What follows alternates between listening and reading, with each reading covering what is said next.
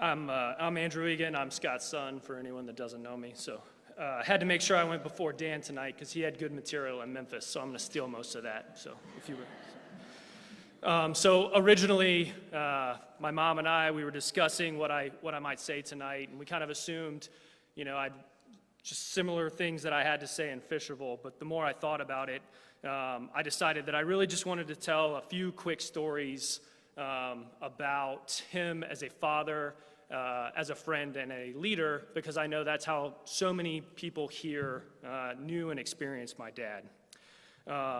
And I know a lot of people are going to talk to him about a member of this family, his church family, so I'm really going to focus on the before my parents came to Calvary. And I'll try to be quick with 3 quick lessons that I take with me every day. So let me start when I was 4 or 5. So there is an infamous VHS tape in our family that we watch sometimes, and it is of me and my cousin swimming in a pool, and I am not being very nice to her. She's a bit frightened about jumping off of the diving board, and I am pretty much mocking her relentlessly. And off camera, you can hear my mom and my grandmother talking and telling me to stop and quit it, and I am not listening.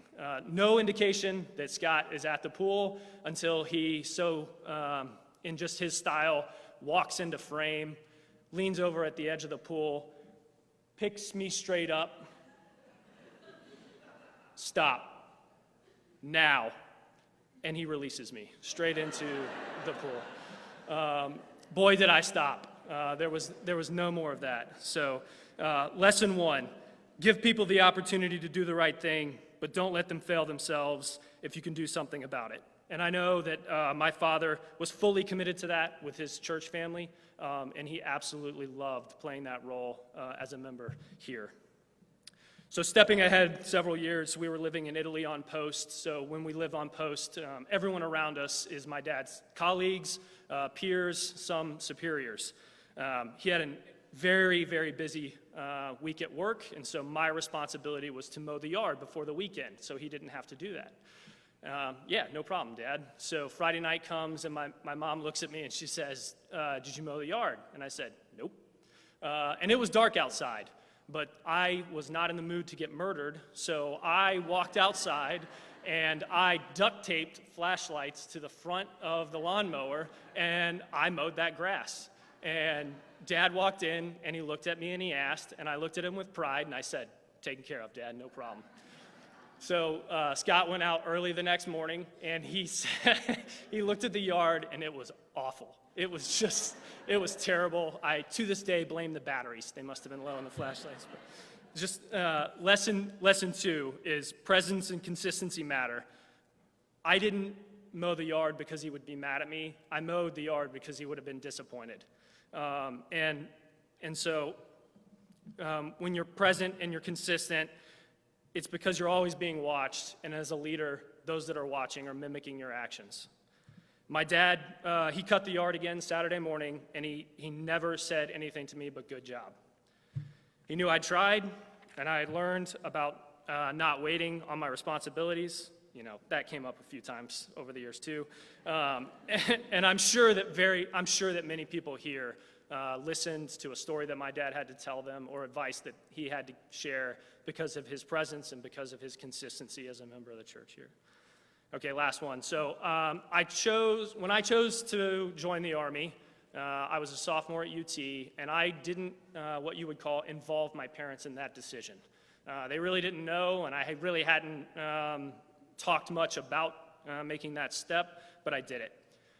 And so one thing led to another, and I was going to commission, which as that arrived, I had to decide what I was going to do in the Army. And so my dad and I, we went to lunch, and we sat down, and he said, all right, excuse me, what are you going to do? And I said, well, I'm obviously going to do what you did. I'm going to be an MI officer. And he said, that's a terrible mistake. Don't do that. And he laid out numerous reasons why I shouldn't do that, but that I should become an armor officer. And just, to frame what that meant at the time, it meant 100% that I would lead in combat. 100%. That's what he was telling me to do. That's what he felt like I should do with my service.